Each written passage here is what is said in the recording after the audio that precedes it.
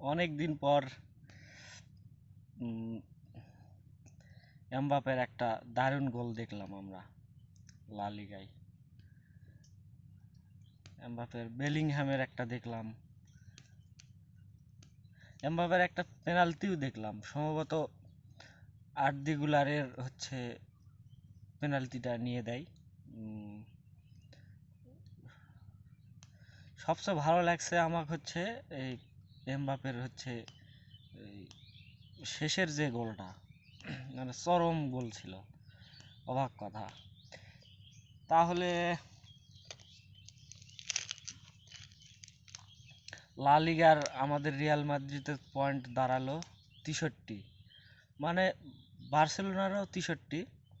আজকে রাতে বার্সেলোনার একটা ম্যাচ আছে, তাহলে বার্সেলোনাও 63। 3 নম্বরে আছে হলে অ্যাথলেটিকো মাদ্রিদ।